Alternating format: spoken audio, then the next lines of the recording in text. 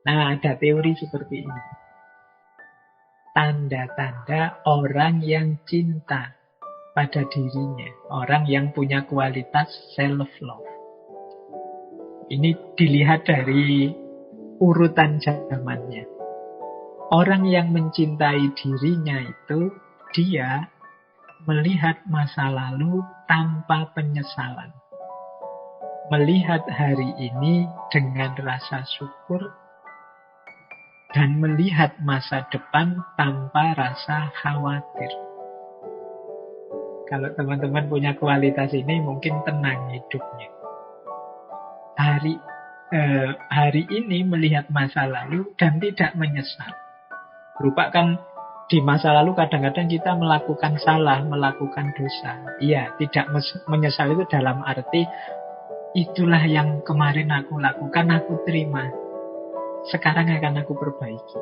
Ternyata aku masih kurang di sini, aku masih lemah di sini. Aku terima situasiku itu dan aku perbaiki sekarang. Kan banyak orang yang hidupnya murung terus, gelisah terus karena menyesali masa lalu. Orang yang semacam ini kan orang yang tidak bisa menerima bahwa kemarin itu aku salah, kemarin itu aku keliru, aku harusnya tidak begitu, aku harus tidak.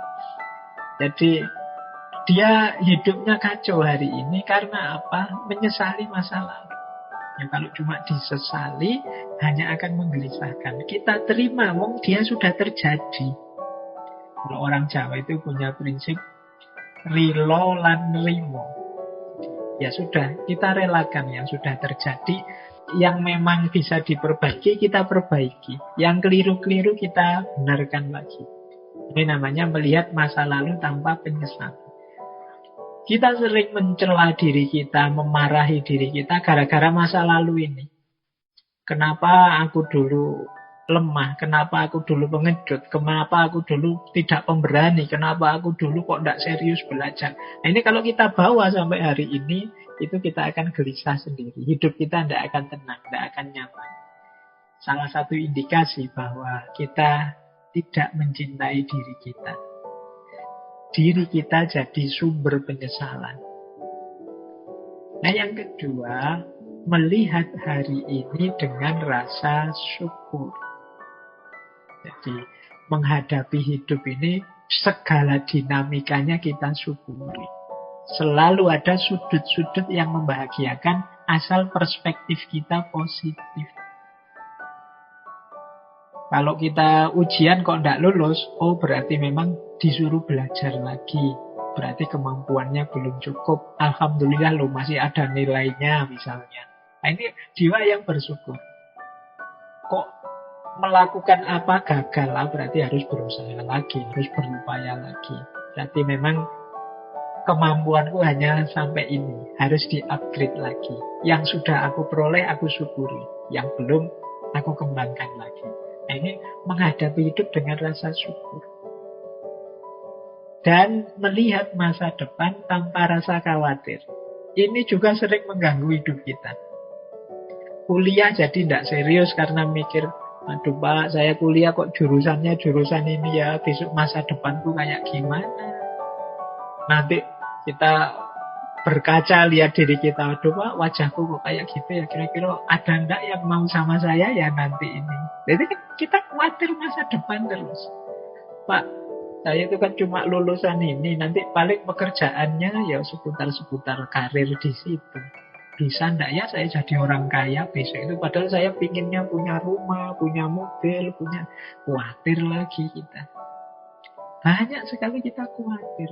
Pak, saya nanti kalau punya anak kira-kira bisa didik enggak ya Pak? Yo, saya ini orang kayak gini loh. Anakku niru aku kan susah saya nanti Pak. Gelisah lagi. Banyak hal yang enggak penting yang masih jauh, masih di luar jangkauan kita gelisahkan, kita khawatirkan. Ini di antara ciri kita tidak puas dengan diri kita. Kita belum mencintai diri kita. Maka teman-teman yuk, mulai hari ini kita cintai diri kita. Yang sudah berlalu kita relakan, yang masih keliru-keliru kita perbaiki. Yang sudah jalan itu tidak kita posisikan sebagai sumber penyesalan, tapi kita jadikan sumber pelajaran. Problem apapun yang kita dapat, kita terima hari ini, kita iringi dengan rasa syukur bahwa oleh Allah kita masih diberi daya, kekuatan, umur, teman, dukungan dari mana-mana untuk menyelesaikan banyak problem-problem kita. Tinggal kita mau atau tidak. Nah, ini hidup yang bersyukur. Untuk masa depan, pasrahkan semua pada Allah. Yang penting hari ini kita hidup dengan the best version of diri kita. Jadi versi terbaik diri kita wujudkan hari ini semampu kita.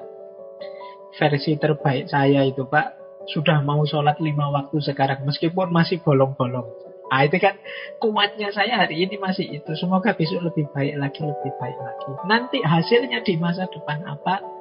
Di luar kuasa kita, pasrahkan saja pada yang di atas, pada Allah. Jadi masa lalu tanpa penyesalan, masa kini syukur yang mendalam, dan masa depan tanpa kekhawatiran.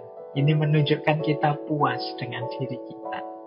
Indikasi bahwa kita mencintai diri.